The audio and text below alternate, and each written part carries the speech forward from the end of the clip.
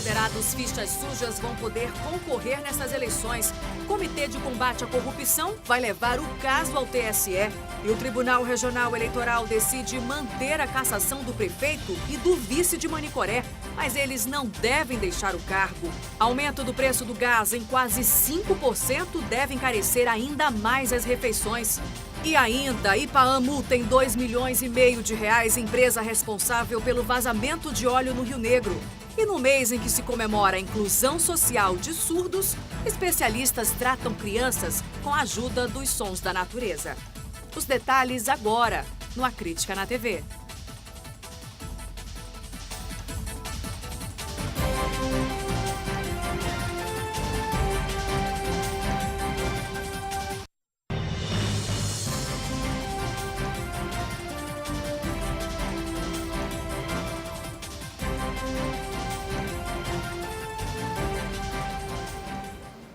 Olá, muito boa noite para você. Mesmo com o rigor da lei da ficha limpa, candidatos considerados fichas sujas daqui do Amazonas estão concorrendo nestas eleições.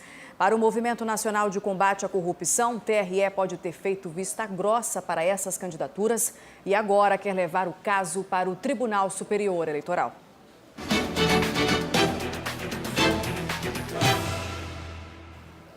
Dos 855 registros de candidatura recebidos pelo Tribunal Regional Eleitoral do Amazonas, o Ministério Público pediu a impugnação de 20 e apontou outros 10 com indícios de inelegibilidade. São candidatos com antecedentes criminais, condenados em instâncias superiores ou outros pontos que impediriam a participação deles nas eleições, com base na lei da ficha limpa. Para o Movimento de Combate à Corrupção Eleitoral, que reúne entidades de todo o país, o TRE não analisou com rigor os registros e liberou a participação de candidatos que já foram inclusive barrados pelo TSE em outros pleitos. Segundo este procurador, um dos participantes da eleição tem mais de 200 condenações no Tribunal de Contas do Estado. Fundamental realmente que haja a prestação de contas e não é admissível que haja um tratamento privilegiado para quem não esteja cumprindo seu dever legal de prestar contas em relação à aplicação de verbas públicas. Quando um gestor público deixa de apresentar à Justiça alguma prestação de contas, ele não pode necessariamente ser acusado de desvio de verba ou corrupção. E por isso, segundo o TRE, candidatos com esse histórico não podem ser enquadrados na lei da ficha limpa. Mas, para o Ministério Público, esse entendimento pode incentivar políticos mal intencionados a não prestarem contas de propósito, só para participar das eleições. O representante do movimento no Amazonas afirma que o MCTE deve levar o caso à presidente do TSE, ministra Rosa Weber. A luta é para que a lei da ficha limpa seja devidamente cumprida em todos os estados, seja pela justiça, seja pelos eleitores. A sociedade tem que dar o troco, pressionando o judiciário e negando o voto a esses fichas sujas. É a importância de nós conhecermos muito a fundo todos os candidatos. Bom, nós entramos em contato com o Tribunal Regional Eleitoral para saber sobre a situação desses candidatos considerados fichas sujas que estão na disputa dessas eleições, mas até o fechamento desta edição nós não tivemos resposta. E o TRE decidiu hoje manter a decisão que cassou o prefeito de Manicoré, Sabá Medeiros. Ao vivo, eu converso agora com a repórter Tamires Cler, que tem as informações.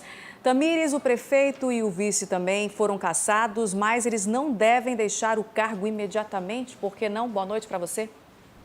Oi, Nayandra, boa noite para você, boa noite a todos. Pois é, ainda não, porque de acordo com a decisão do TRE, a execução só deve ser feita depois que o caso for analisado pela instância superior. Ou seja, tanto o afastamento do prefeito quanto uma possível nova eleição só deve acontecer depois que o TSE julgar o caso. O que aconteceu foi que, pouco antes do pleito de 2016, o então prefeito da cidade, Lúcio Flávio, que mais tarde veio apoiar a candidatura de Sabá Medeiros, ele estava distribuindo dinheiro vivo para algumas pessoas. Ele dizia que era um programa social. O problema é que esse programa social ele já tinha sido aprovado muitos anos antes, então chamou a atenção o momento em que ele resolveu começar a aplicar esse plano e também ele estava distribuindo dinheiro vivo, já que a previsão era que ele fizesse isso de maneira magnética, transferência bancária. Então, isso, de acordo com o TRE, mudou ali as eleições naquele município e fez com que o prefeito Sabá Medeiros fosse eleito. Então, pediu aí, autorizou a cassação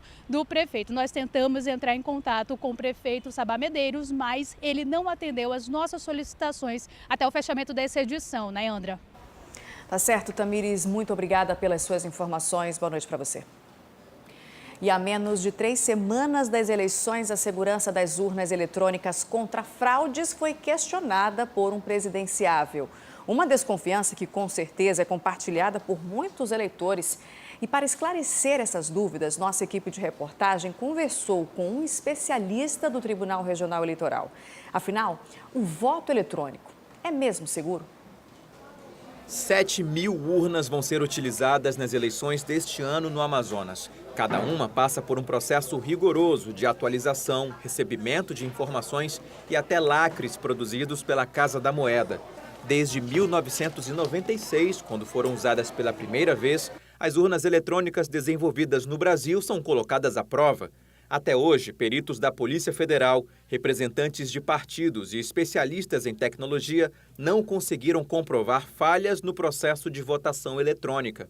Mas ainda há desconfiança por parte dos eleitores, com dúvidas do tipo: o que impede um hacker de acessar à distância e alterar o conteúdo de uma urna?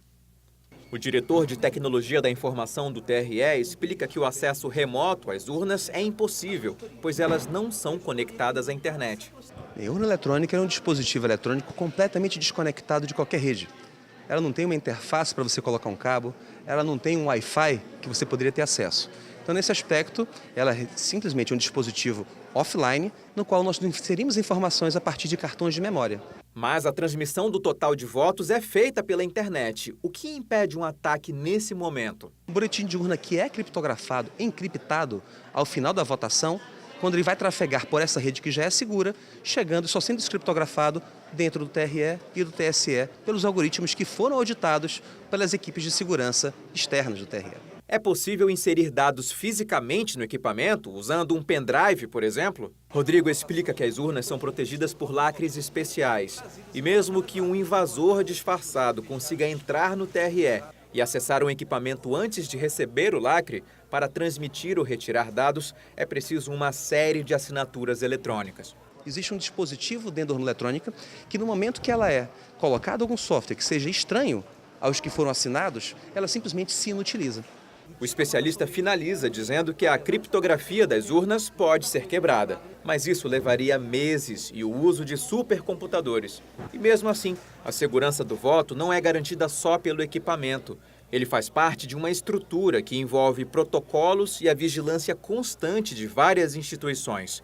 Tudo para assegurar que o direito ao voto seja respeitado. E agora você confere a agenda dos candidatos ao governo do Amazonas para amanhã.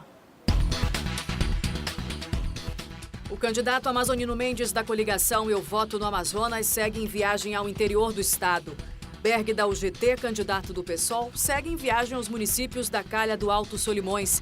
Davi Almeida, da coligação Renova Amazonas, não divulgou a agenda. Pela manhã, a candidata Lúcia Antoni, da coligação O Povo Feliz de Novo, faz panfletagem na Avenida Djalma Batista. E à noite se reúne com sindicalistas em um hotel no centro de Manaus. A candidata tem ainda uma reunião com apoiadores no bairro Adrianópolis.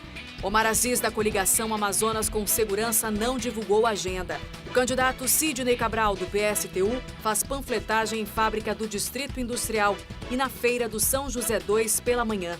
À tarde, tem reunião de avaliação na sede do partido. O candidato Wilson Lima, da coligação Transformação por um Novo Amazonas, faz visita a municípios do interior do estado. E nesta sexta-feira, o Manhã no Ar recebe mais um candidato ao governo do Amazonas. Os detalhes com a Adriane Diniz.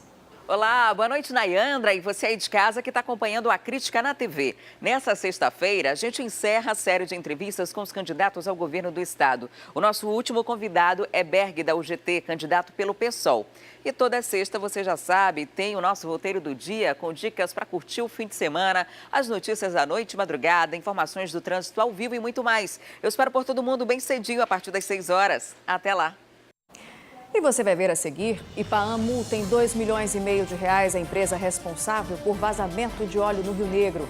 E ainda o aumento do preço do gás em quase 5% deve encarecer ainda mais as refeições. É depois do intervalo, agora são 6h09. A Crítica na TV volta já.